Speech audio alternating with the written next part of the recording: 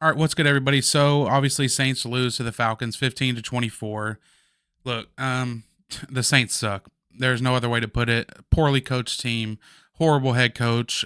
I mean, they lost to a Falcons team today who is also horrible, who also has a horrible head coach, but it's just a little less horrible than the Saints are. It's just embarrassing. All you can really do at this point is laugh about it, maybe cry a little. I don't remember a time being a Saints fan where I legitimately hated a Saints team. I hate the Saints team. I hate everything about the Saints team. Week 12, no identity. Quarterback sucks that you overpaid for. Even though he's the 14th highest paid quarterback, you still overpaid for him. He's just not it. Yeah, it's all bad right now. I don't know, I don't understand what this front office. It's clear at this point this front office doesn't care about winning football games. I don't know if they're just treating this like a business, just making money every week. But it's clear with the decisions they've chose to make and not make that they don't care about winning football games. It's clear as day. You keep Dennis Allen, no changes. This is just ridiculous, guys. You may notice behind me it might be backwards on the camera, but this is a Dennis Allen head coaching record keeper. He has now 20 wins, 44 losses as a head coach. And mind you guys, this performance today, this was coming off of a bye. Coming off of a bye week. This is how they come out. Let's see. 0 for 5 in the red zone. 0 for 5 in the red zone. Pick six from Carr, a fumble from Taysom, whatever. But that's missing the big picture of the things, and Dennis Allen tried to, if you watch his post game press conference, he tried to blame the red zone woes today on the turnovers. Like, dude, are you really that much of an idiot? Yes, obviously turnovers were a problem today in the red zone. That has not been a case all year. You're just like just being an idiot on purpose at this point if that's your takeaway from this game. 0 for 5, blame it all on the turnover. I mean, obviously the turnovers are going to affect the game, but if Dennis Allen truly fails to see the big picture of what's wrong here, then he's even worse than we all think, right? And for those Dennis Allen, supporters, those of you that are left, I'd like to really understand why. And I know some of you might say, "Oh, the injuries. Did you see how many injuries there were today?" My brother in Christ, the Saints came into this game at 5-5.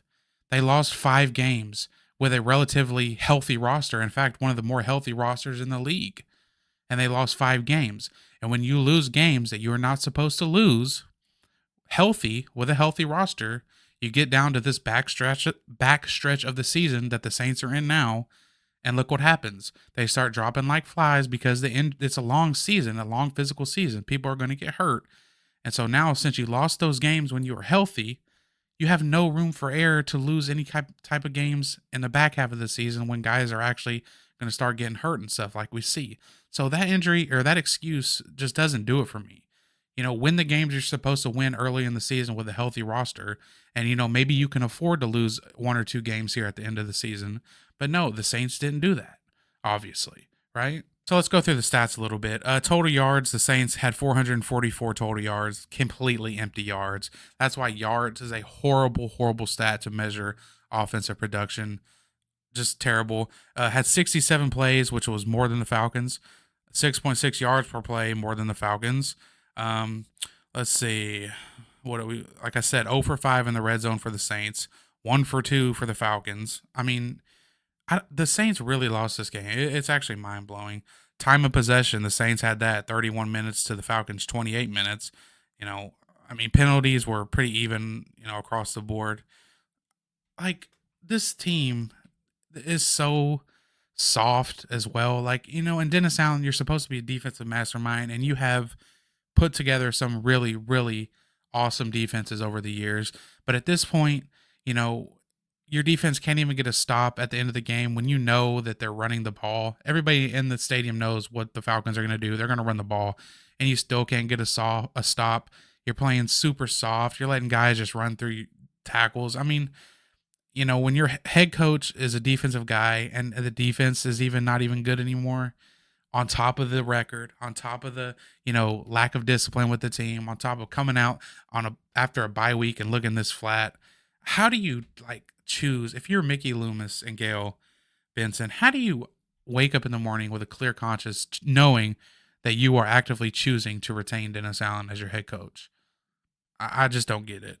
And I gotta say, and I'm gonna be kind of all over the place with this video. It's just a rant, but I knew this game. I knew we were cooked on the opening drive when we come out, run the ball for negative yards, and then run the ball again on 2nd and 12. Like that is like, is this? Are we watching 1950s wing T football here? Like, and, like I said, off a bye week, 5 chances in the red zone. You come away with 4 field goals, dude. No touchdowns. I think it's been the Saints haven't scored an offensive touchdown in like their last 30 some of the possessions or something insane like that. Um, like I said, I'm looking at my notes here. Defense, they suck. The Honey Badger kept us in this game. This game would have been a lot worse if the Honey Badger didn't come away with 2 picks. Now, don't be fooled. The first interception was just Desmond Ritter being Desmond Ritter. But the second interception was a nice play from Tyrann Mathieu. But I mean, other than that, the defense is just soft, old, slow, just overall just not good. And that's just the reality to it. And Derek Carr, I mean, it's time to be honest. I gave him the benefit of the doubt for a lot of the season because I actually watched the tape, and Pete Carmichael has been a fine since the Jacksonville Jaguars game. Pete Carmichael has been fine. He has not been the main problem with the Saints offense. Derek Carr is just an inaccurate quarterback. Like, over the course of his career, he has been a decent thrower of the deep ball. He's thrown a nice, accurate deep ball. He just doesn't do that anymore at all. That was evident with the hospital ball to freaking Chris Olave. I mean, what in the world was that, dude? You put that out in front of him, and that's probably a touchdown. But no, you lay it up in the air, and you make Olave have to jump 10 feet in the air, and he lands on his head, and he has a concussion. Now he's out the rest of the game after having 100 yards or something in the first half, and now he'll probably be out next week as well against the Detroit Lions. And Shaheed's hurt. Mike Thomas, of course, is out. So now the Saints are going to roll up against a freaking angry Detroit Lions teams because they lost on Thanksgiving with no skill positions. So, or no skill, a lack of skill players, I should say. So, good luck, Carr. I mean, this dude, and I know Drew Brees spoiled us for a long time with how accurate he was, but my God, dude, like Derek Carr sucks so bad. He sucks so bad. Even like on that drive, I don't remember which drive it was, but it was earlier in the game. He threw a pass to Shaheed underneath, shallow cross, and he threw it to where if he would have threw it out in front of Rashid Shaheed, it might have been a touchdown. There was nobody in front of him, but he threw the ball kind of low and behind him. Shaheed had to stop and catch it, and then he stumbled after that and was tackled for a minimal gain. But I mean, the guy is just so inaccurate with the football. Like, the Saints have got to cut their losses after this season. They should do it now. Either play. I'm done. Like, play Winston or put Jake Hayner in the game and see what you got with him so you can know what you need to do going into the draft. But the Saints have absolutely just have to cut their losses with Derek Carr after this season. I don't care what it does to the cap. I swear to God, I would rather watch next year a freaking Jake Hayner-led Saints offense than watch Derek Carr another year. Admit you made the mistake, and hopefully, if Mickey or Gail decides to do the right thing, which I have no faith that they will do, if they do decide to move on from DA, hopefully the new coaching staff will cut ties with Carr and move on, fresh start completely, because the guy is horrible. Right? We saw in the game that Mike Thomas got hurt. He threw a terrible pass to Mike that, he got hit really hard in the ribs or whatever. I know that's not what put him out, but he hurt him.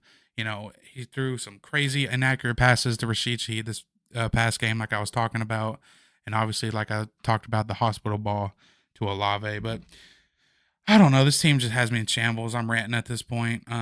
So the Saints are now 5-6, below 500, with one of the easiest schedules you're ever going to have as an NFL team. I mean, 5-6, man. It's just incredible. I mean, like I said, Lions next week. You still got to play the Falcons and the Bucks again. I mean, Jesus Christ, dude. What a terrible division. What a terrible team. It's all bad right now. I don't even know. It's embarrassing. Like I said, I've never hated a Saints team before. I despise this Saints team. I really, really do. But, appreciate you guys watching. Peace.